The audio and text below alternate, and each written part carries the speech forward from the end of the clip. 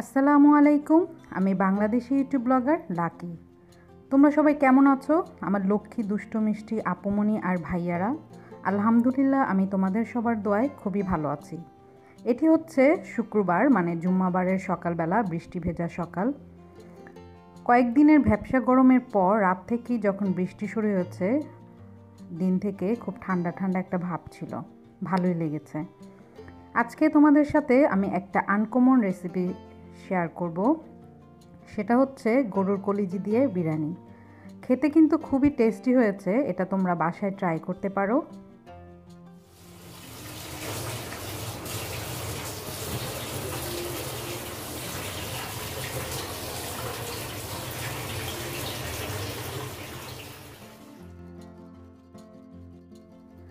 তো রান্নার প্রসেসে এখন চলে যাই। এগুলো হচ্ছে গরুর কলিজি। আমি এটাকে খুব ভালো করে সেদ্ধ করে নিয়েছি। ভালো কি, এখানে আমি এটা প্রায় 70% সেদ্ধ করে নিয়েছি। সেদ্ধ করে নেওয়ার কারণ হচ্ছে এখানে এই কলিজির মধ্যে কিন্তু অনেক বেশি আলাদা রক্ত আর খুব বেশি কালো কালো ময়লা থাকে।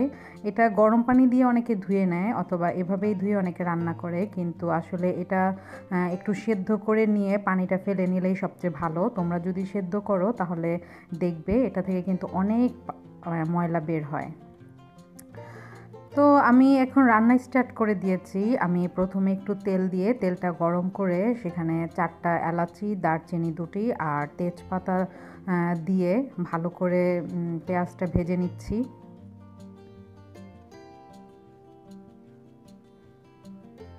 পেঁয়াজটা একটু হালকা ভালো করে ভেজে নিতে হবে, কারণ পেঁয়াজেরটা কাঁচা থাকলে আসলে এটার স্মেলটা ভালো লাগে না। আর এখানে আমি দিয়ে দিব এখন আদা রসুন। এখানে আমি কলিজি নিয়েছি প্রায় 1 কেজির কাছাকাছি, পুরোপুরি 1 কেজি না। তো এই জন্য আমি এখন 1.5 চা চামচ আদা রসুন পেস্ট দিয়ে দিলাম। এই আদা রসুন পেস্টটি আমি সবসময় করে রাখি, বেশি করে আমি করে রাখি আর নর্মাল ফ্রিজে রেখে দেই। তো ওইটা আমি দিয়ে দিলাম 1.5 চা চামচ। তো আমি এখন আদা রসুন পেস্টটা আর পেঁয়াজটা খুব ভালো করে ভেজে নিব। কলিজির রান্না করতে হলে কিন্তু সবসময় মশলাটা একটু বেশি দিতে হয়, কলিজি জাতীয় যে কোনো খাবার রান্না করতে গেলে। তো এখানে আমি একটু তেলটা একটু বেশি করে দিয়েছি, কারণ কলিজিটা ভাজা ভাজা না হলে কিন্তু ভালো লাগবে না। আর কলিজি রান্না এটা কিন্তু খুবই স্বাস্থ্যসম্মত। কলিজির মধ্যে, গরুর কলিজির মধ্যে কিন্তু লৌহ, আয়রন এগুলো থাকে, আর এগুলো কিন্তু শরীরের জন্য খুবই উপকারী। যেমন লৌহ রোগ প্রতিরোধ ক্ষমতা বৃদ্ধি করে আর রক্তে হিমোগ্লোবিন বাড়ায়। তো তোমাদের নাকি, যাদের নাকি রক্তে হিমোগ্লোবিন কম, তারা অবশ্যই গরুর কলিজিটা খেয়ে দেখতে পারো। তবে কোনো কিছুই আসলে বেশি খাওয়া ভালো না, কলিজি পরিমাণে বেশি না খাওয়াই ভালো, কারণ এটা কিন্তু একটু ফ্যাটি। আর গরম পানি দিয়ে যদি আমি ভালো করে বয়েল করে ধুয়ে একটু সেদ্ধ করে নেই, তাহলে কলিজিটা যেমন পরিষ্কার হয়ে যায়, তেমনি ওটার মধ্যে যদি এক্সট্রা কোনো ফ্যাট থাকে, চর্বি থাকে, তাহলে কিন্তু সেটাও চলে যায়। তো তোমরা কলিজি রান্না করার সময় অবশ্যই এটা বয়েল করে সেটা করে নিতে পারো, এটা খুবই ভালো, স্বাস্থ্যসম্মত। তো আমি এখন মশলা দিব। মশলা দেওয়ার আগে আমি একটু পানি দিয়ে নিলাম। আমি মশলা ইউজ করব রাঁধুনির যে বিরিয়ানির মশলাটা, সেটা, কারণ এটা একদম সহজ আর ইজি। দেখো, এই এক মশলা দিয়েই বিরিয়ানিটা পুরো রান্না হবে, কোনো ঝামেলা ছাড়াই। তো আমি পুরো মানে পরিমাণ মতো দিয়ে দিলাম।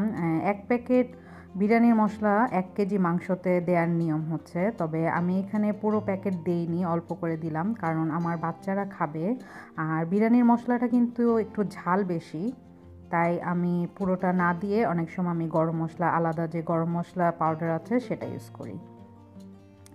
তো আমি মশলা দিয়ে ভালো করে মশলাটা কষিয়ে নিব। তোমরা যারা এই রেসিপিটা দেখছো তারা এটি বাসায় ট্রাই করে দেখতে পারো, কারণ এটি কিন্তু খেতে খুবই স্বাদ হয়েছে। আমিও আজকে প্রথম রান্না করলাম আর প্রথমই খেলাম, খেয়ে দেখলাম আসলে খুবই মজা হয়েছে, খুবই ভালো লেগেছে। আর আজকে অনেক দিন পর আমি রান্না করতে গেলাম, তো আর অনেক দিন পর কোনো রেসিপি ভিডিও করছিলাম, তো একটু আনইজি লাগছিল আমার কাছে, কেমন যেন লাগছিল, ঠিকমতো আমি ভয়েসও দিতে পারছিলাম না, রান্নাতেও একটু অসুবিধা হচ্ছিল। তো যদি কোনো ভুল হয়ে থাকে তো তোমরা অবশ্যই সেটা ক্ষমা দৃষ্টিতে দেখবে।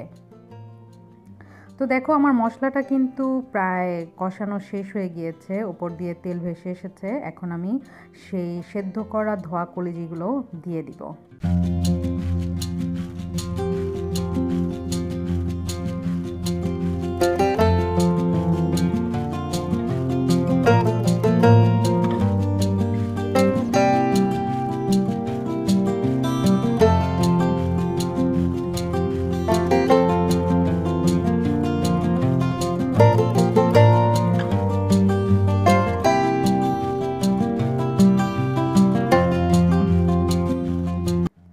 তো আমি কলিজিটা ভালো করে নেড়েচেড়ে মশলার সাথে ভালো করে মিশিয়ে দিয়েছি। আর আমি আলুটা কলিজির সাথেই দিয়ে দিব। এটা যদি আমি মাংস দিয়ে রান্না করতাম তাহলে কিন্তু মাংসটা অনেকটা রান্না হওয়ার পর আমি আলু দিয়ে দিতাম, কিন্তু এটা কলিজিটা যেহেতু আমি সেদ্ধ করে নিয়েছি তাই আমি কলিজির সাথেই আমি আলুটা দিয়ে দিচ্ছি। আর আমি একটু চুলার হিটটা একটু বাড়িয়ে দিয়েছি, তাই ভালো করে নাড়াচাড়া করে নিচ্ছি, কারণ কলিজির মধ্যে কিন্তু পানি থাকে আর এটা কিন্তু ভাজা ভাজা করে নিতে হবে প্রথম পর্যায়ে, নইলে কিন্তু কলিজির ভিতরে মশলা যাবে না আর এটা খেতে একদম ভালো লাগবে না। তো আমি ভালো করে নেড়েচে একটু ভাজা ভাজা করে আমি কলিজির পানিটা শুকিয়ে পরে আমি হালকা পানি দিয়েছি, দিয়ে আমি কিন্তু চুলার আঁচটা একদম কমিয়ে তারপরে বসিয়ে রেখেছি। তো দেখো আমার কলিজিটা কিন্তু অনেকটাই হয়ে গিয়েছে, প্রায় হয়ে গিয়েছে, আর আলুটাও সেদ্ধ হয়ে গিয়েছে খুব সুন্দর। আর কলিজিটা যেহেতু আমি কম আঁচ দিয়ে রান্না করেছি তাই কলিজির ভিতরেও মশলা গিয়েছে। এখন আমি চলে যাব সেকেন্ড প্রসেসে, মানে পোলাওটা করব। তো আমি একটা ননস্টিক পাতিল নিয়ে নিয়েছি, এটার মধ্যে আমি দিয়ে দিচ্ছি তেল। আর কলিজির মধ্যে যেহেতু আমি অয়েলটা একটু বেশি ইউজ করেছি তাই আমি পোলাওটা রান্না করার ক্ষেত্রে তেলটা আমি কম ইউজ করব। আর আসলে আমি তেলটা কম ব্যবহার করারই চেষ্টা করি, আর ননস্টিকে কিন্তু অল্প তেলে খুব সুন্দর করে রান্না করা যায়। তো আমি তেলটা দিয়ে ওটার মধ্যে দুটি দারচিনি আর দুটি এলাচ আর একটি দারচিনি দিয়ে দিয়েছি। আর আমি এখানে কোনো তেজপাতা দেইনি, কারণ আমার অনেক বেশি মশলা অলরেডি আমি দিয়ে দিয়েছি কলিজিটার মধ্যে। তো আমি এখন পেঁয়াজ দিয়ে দিচ্ছি। আর আমি পেঁয়াজ আর আদা রসুন পেস্ট এইটি কিন্তু দিয়ে ভালো করে ভাজা ভাজা করে নিব। আমি যদি সাদা পোলাও রান্না করতাম তাহলে কিন্তু আমি এত বেশি ভাজা ভাজা করতাম না, হালকা একটু ব্রাউন কালার চলে আসলেই চলতো। এটা যেহেতু বিরিয়ানি তো এই জন্য আমি পেঁয়াজটা আর আদা রসুন পেস্টটা আমি জাস্ট চালের জন্য যতটুকু দরকার এখানে আমি 1 চা চামচ দিয়ে নিচ্ছি আদা রসুন পেস্ট। এটা দিয়ে আমি একটু ভাজা ভাজা করে নিব। আর আমি কিন্তু অলরেডি চালটা ধুয়ে ঝরিয়ে রেখেছি, কারণ চালটা একটু আগে থেকে ধুয়ে ঝরিয়ে রাখলে, পানিটা ঝরিয়ে রাখলে সুন্দর করে ভাজা ভাজা করা যায়। আর আমি দিয়ে দিলাম লবণটা দিয়ে দেওয়ার কারণ হচ্ছে আমি যখন আদা রসুনটা দিয়েছি তখন কিন্তু আদা রসুনটা ছিটে ওপর দিয়ে চলে আসছিল, আর এটা করার সময় অবশ্যই খুব সতর্ক আর খুব সাবধানে করতে হবে। তবে লবণটা দিলে হয় কি যে আদা রসুনের যে ছিটে ফোঁটা চলে আসে ওপরে সেটা কিন্তু অনেকটাই কমে যায়। এর জন্য আমি লবণটা দিয়ে নাড়াচাড়া করে নিচ্ছি। তো আমি যে চালটা ধুয়ে ঝরিয়ে রেখেছি এখন আমি এই চালটা দিয়ে দিব। এই চালটা এটা হচ্ছে প্রায় 1.5 কেজি এখানে চাল।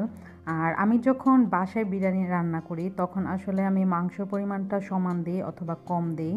আর এই কলিজি বিরিয়ানির ক্ষেত্রেও কিন্তু আমি ঠিক তাই করেছি, সমান সমান দিয়েছি, যতটুকু চাল ততটুকুই কলিজি। কারণ বাসায় কিন্তু আসলে বেশি মাংস এই বিরিয়ানিতে খাওয়া হয় না, ভালো লাগে না। নর্মালি যদি আমরা মেহমানদের জন্য করি তাহলে কিন্তু অবশ্যই মাংসর পরিমাণটা বা কলিজির পরিমাণটা চালের পরিমাণের থেকে বাড়িয়ে দিতে হবে। আর চালটা যদি আমি একটু ভালো করে ভেজে নিই তাহলে কিন্তু এটা খুব সুন্দর একটা স্মেল আসে, খেতেও কিন্তু খুবই ভালো লাগে। আর এটা একদম নরম হয়ে যায় না, খুব সুন্দর থাকে। তো এই জন্য আমি চালটা ভালো করে নেড়ে চেড়ে একটু ভেজে নিচ্ছি। তো আমি চাল যতটুকু নিয়েছি এটা আমি বলবো পোলাওয়ের ক্ষেত্রে অনেকেই অনেক ভুল করে, পোলাওয়ের ক্ষেত্রে অনেকে পানির পরিমাণটা ঠিকমতো দিতে পারে না। তো সবচেয়ে পারফেক্ট পানির পরিমাণ হচ্ছে যে আমি যতটুকু চাল দিব ঠিক তার ডাবল পানি দিব।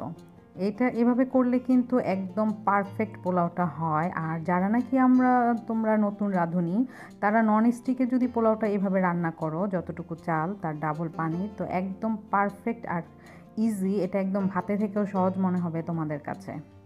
তোমরা এটা করে দেখতে পারো। তো আমি পানির পরিমাণটা দিয়ে দিলাম, আমি এই কাপ দিয়ে দিয়েছি, কারণ আমি এই কাপ দিয়েই চালটা মেপে দিয়েছিলাম। আর আমি দিয়ে দিয়েছি এখানে, তবে আমি পানির পরিমাণটা এখানে একটু কম কম দিয়েছি, কারণ আমি যেহেতু এখানে দুধ ইউজ করেছি। তো আড়াই ওই হয়েছে, ওই বড় মগের 2.5 মগ চাল হয়েছে, আর 5 মগের কম দিয়েছি আমি, প্রায় 4 মগ পানি দিয়ে বাকিটা আমি দুধ দিয়েছি। দুধ দেওয়ার কারণ হচ্ছে পোলাওটা খেতে কিন্তু খুব স্বাদ হয় দুধ দিলে, আর খুব সফট হয়, এটা ড্রাই হয়ে যায় না। তো আমি চালটা দিয়ে এখন আমি কিছুক্ষণ বয়েল হতে দিব। চালটা প্রায় 80% হওয়ার পর আমি ছেড়ে দিব এটাতে কলিজিটা। তো দেখো আমার কিন্তু পোলাওটা অনেকটাই হয়ে গিয়েছে, প্রায় 80% হয়ে গিয়েছে, আর অল্প একটু হালকা সামান্য পানি আছে। তো আমি এই পর্যায়েই দিয়ে দিব কলিজিটা, যে কলিজিটা আমি রান্না করে রেখেছিলাম। তো এই পর্যায়ে যদি আমি দিয়ে ভালো করে মিক্স করে দিই, তাহলে কিন্তু ওই মাংসের যে মশলাগুলো আছে, কলিজির যে মশলাগুলো আছে, সেটা কিন্তু খুব সুন্দর করে ওটার সাথে মিক্স হয়ে যায়। তো এই যে দিয়ে দিলাম, দেখো কি সুন্দর একটা কালার, খুব সুন্দর লাগছে সাদার মধ্যে। আসলে সাদা কালারের উপরে কোনো কালারই হয় না, খুব সুন্দর। সাদা কালারটা আসলে কিন্তু খুব পাক পবিত্র কালার। তো সাদার উপরে যখন সাদা পোলাওয়ের ওপরও যখন নাকি আমি দিচ্ছিলাম, তখন আমার কাছেই দেখতে আসলে খুবই ভালো লাগছিল। জানি না তোমাদের কাছে কেমন লাগছে।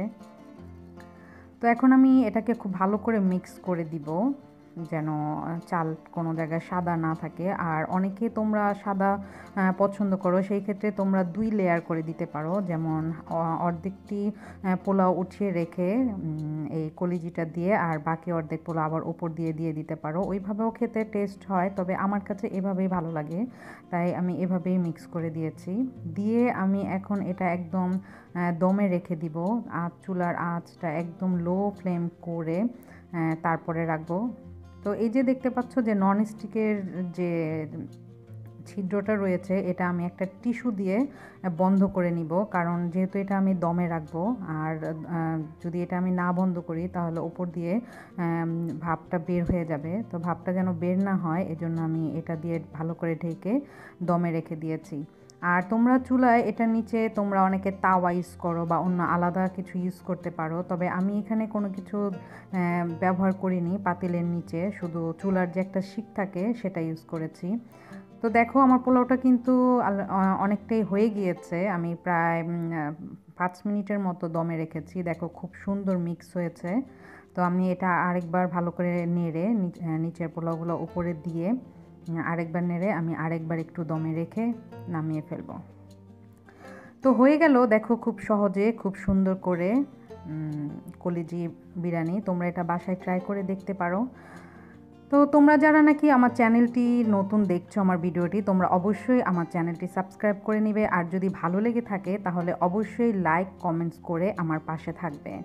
আর যদি আমার ভিডিওতে কোনো ভুল ত্রুটি থেকে থাকে, তাহলে সেটা অবশ্যই আমাকে বলবে। তো তোমরা এটা বাসায় ট্রাই করে দেখতে পারো, আর খেয়েও দেখতে পারো কেমন হয়েছে, সেটা অবশ্যই আমাকে জানাবে। তো তোমরা সবাই ভালো থেকো, সুস্থ থেকো, সুন্দর থেকো। আজকে আমি তোমাদের কাছ থেকে এখানেই বিদায় নিচ্ছি। আল্লাহ হাফেজ।